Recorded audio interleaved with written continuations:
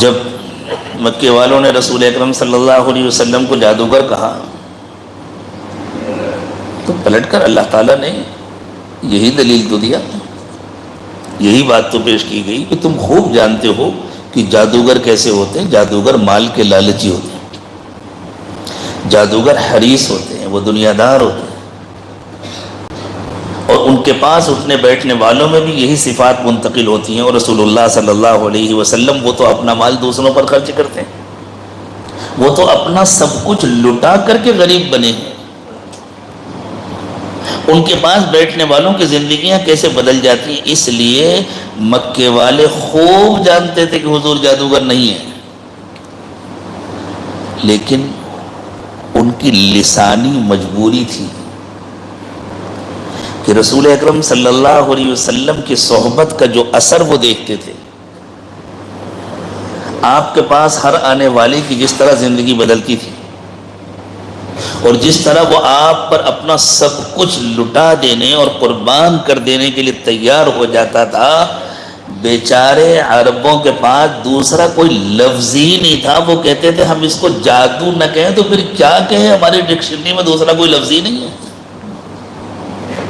تو وہ ان کی لسانی مجبوری تھی کہ وہ حضور کو جادوگر کہتے تھے۔ وہ خوب جانتے تھے کہ حضور جادوگر نہیں ہیں، وہ جانتے تھے جادوگر کتنے بد اخلاق ہوتے ہیں اور محمد صلی اللہ علیہ وسلم کتنے با اخلاق ہیں، کتنے بلند کردار ہیں۔ ایک تو ان کو یہ ڈر لگتا تھا کہ اگر محمد صلی اللہ علیہ وسلم کی بات چل گئی تو ہماری دکان بند ہو جائے گی،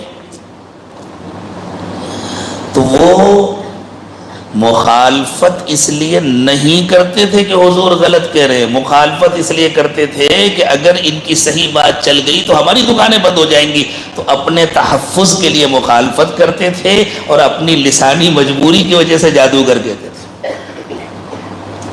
وہ خوب جانتے تھے یہ سچے ہیں، جھوٹے نہیں ہیں،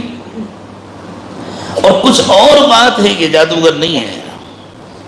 لیکن وہ کچھ اور بات کیا ہے اس کو مان لیں تو پھر ان کو کلمہ پڑھنا پڑے گا۔ وہ کچھ اور بات تو یہ تھی کہ آپ اللہ کے رسول ہیں، آپ کے ساتھ اللہ کی مدد ہے۔ اس زمانے میں جو دنیا میں حالات برپا ہوتے ہیں، یہاں جنگ ہو گئی، یہاں صلح ہو گئی، فلاں قوم اڑ گئی، فلاں قوم گر گئی، یہ ہو گیا، کبھی بازار میں مندی آ گئی، کبھی کساد بازاری آ گئی، یہودیوں کا یہ دعویٰ ہے کہ یہ سب ہمارے ربیین کے روحانی تصرف کا نتیجہ ہوتا ہے۔ وہ کہتے ہیں ہمارے ربی بیٹھے ہیں، وہ جو قلبی توجہ ڈالتے ہیں، تصرف کرتے ہیں، اس کی وجہ سے دنیا کے حالات بدلتے ہیں۔ ہو سکتا ہے اللہ تعالیٰ ان کو ظاہری طور پر اس کا ذریعہ بنا دیتے ہوں، کرتے تو اللہ ہی ہیں، اس لیے بھی بنا دیتے ہوں کہ وہ بہت زیادہ اللہ کے مغضوب ہیں تو ان کی سزاؤں میں اور اضافہ ہو گیا۔ اچھا دنیا میں جتنا فساد تھا اس سب کی ذمہ داری بھی تم ہی لو اپنے سر تاکہ سب کی سزا بھگتو۔